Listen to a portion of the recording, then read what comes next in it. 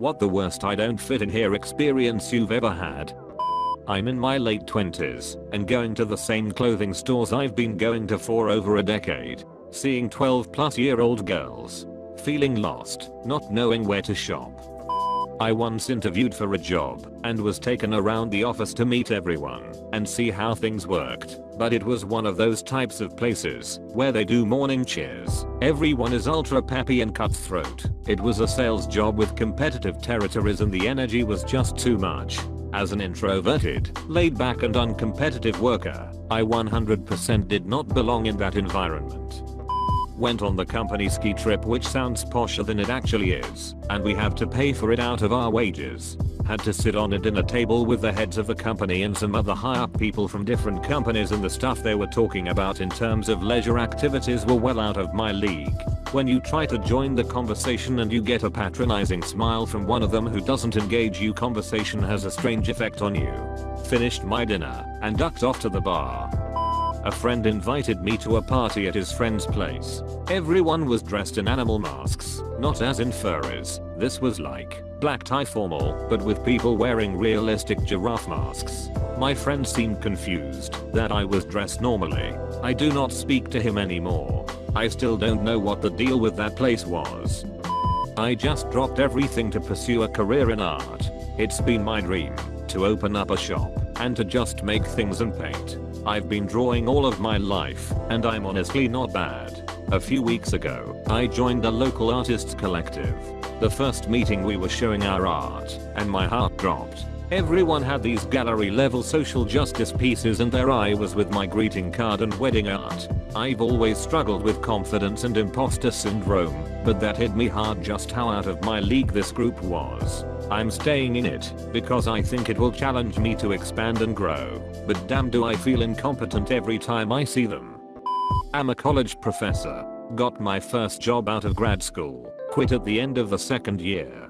Found out while quitting that they were about to fire me. It was one of the 10 largest universities in the USA. Today I teach at a tiny liberal arts college. Been there over a decade, and they vote me Professor of the Year an average of once every 3 years. Here I fit. There I didn't. There was big, research driven, prestige hungry. Here, they want me to take good care of the students. That I can do. I love my job. I came to Germany in 2017 with my Master of Science in Environmental Sciences from Hungary. A job to find was hard, so I had a plan B. I took a job by Deutsche Bahn, German Railways. I don't really know how to say it in English, but basically I control train stations and set routes for trains. Called Fahrdienstleiter in Germany, look it up if you want to. So I took the schooling. I had my first station. And as an apprentice or something like that I had to go to the tracks and inform people about where their train comes. I felt pretty shitty. It's normally not part of the job. All the passengers were well-suited men and women. Lots of offices around here, and I was in a dirty safety west. I just felt that I belonged to them, not here. In the end I found myself here. My next job will be at the central station in Nuremberg, which is a pretty big deal, like a flight control tower with trains. In southwestern Australia. I was there working for a bit and went out with some locals. We were walking home from the bar when one of them said he wanted to go for a bit of a longer walk, so we detoured around another block. Suddenly we were walking through the bush and then we pop out the other side near this sketchy house. A really sketchy dude comes out, looks at me, and asks one of the guys who I am. They say I'm Canadian, and he asks me a few questions, presumably to hear my accent. Then they hand him a few $100s, and he hands them a few small bags of drugs. On the way home, the guys I'm with stop, open up one of the bags and smash the contents up on a rock and snort it. I politely decline.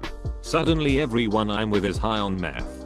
Once I was familiar with the area we were in, I got the duck out of there. Recently moved to China due to work. China is fine and all, food is exceptionally nice, and the general cost of living is significantly lower. Although I do speak some Mandarin, and am somewhat familiar with China due to my mother being Chinese, I do often feel the differences, like how alien this culture here is to me. It's a very odd feeling, seeing all these people that look the same as me, yet completely different. My first holiday in foster care was Christmas 2010. I was 14 years old, a freshman in high school. I missed my family and I didn't know anyone there, except my foster parents. I felt completely like an alien amongst 50 people. I was young, scared, and alone. I went on my phone and my foster mom raised her voice and told me to get off. That made me snap, and I started tearing up. So I went outside in the cold to cry by myself, so I wouldn't make a scene. I cried behind a car in the dark and the snow that fell a few days prior. This old man comes outside and calmly talks to me. He tells me that he used to be in foster care too. I don't remember what he said exactly, but he made me laugh and feel a little better. That old man turned out to be who I would call Grandpa Ernie a few years down the road. He passed away a couple springs ago. He always made sure everyone felt welcomed and always would break tension/silence with a joke that made everyone laugh. He went through his own hell growing up and he did his best to make sure no one else had to. The ball at my college the week before graduation. People have compared it to college prom. I never wanted to go, but I won a free ticket in a raffle, so I couldn't pass up saving $90. Doesn't mean I fit in there though. I was at a low point in my life. Unemployed, no support, hungry and dressed in worn working class clothing. I was out with a buddy who had as little class as I did at the time. We somehow had managed to find a few dollars and figured we should go have a drink. Unfortunately the place we went to was full of sailors. Not burly longshoremen, not popey and not shifty-eyed cutthroats. No, these were the kind of sailors that owned and raced yachts. We go in, walk out to the patio and stop. Everyone there was white. Everyone there was dressed in white. The entire patio went quiet and literally everyone stared at us. We immediately turned tail and left. I think we ended up sharing a bottle of cheap wine under a bridge that day. Funny thing is I bet we had much more fun under that bridge than we would have had surrounded by all those clean young snarticles. After work party with my colleagues. We were just eating some snacks before heading home, but I realized I had nothing in common with any of them. I never wished so hard to have said no to something I was invited. I've always felt like I fit in two very different crowds. I'm very at home with a group of redneck friends out camping and hunting for the weekend. And I can fit in at formal business dinner type settings. One time I was invited to what I thought was the latter by my employer. I'm very middle class, but I was completely out of my element. It was a silent charity auction for disabled children. They had various donated items up for auction. You could add your name to a list with your bid, and someone else could add a higher bid under that. The cheapest thing they had to bid on was a Barbie doll. It was $375. I didn't bid on anything. Later that evening I was talking to a co-worker who was a friend of the owner. He told me he won a horse. Yeah, didn't fit in. I had just started a waitressing job, and while I was waiting to interview I actually saw a grower of the wait staff looking at me and whispering to each other. I needed the job, so I didn't care. In hindsight I should have got up and walked right out. I was hired, but failed the menu test and had to retake it. The manager told them, and they started bugging me about it. I worked there part-time for about 2 years and they would bully and harass me every chance they got. I was a good worker, polite, and helped them any way I could, but they still ostracized me. That was 4 years ago, and I still can't wrap my head around what could have made them hate me so much.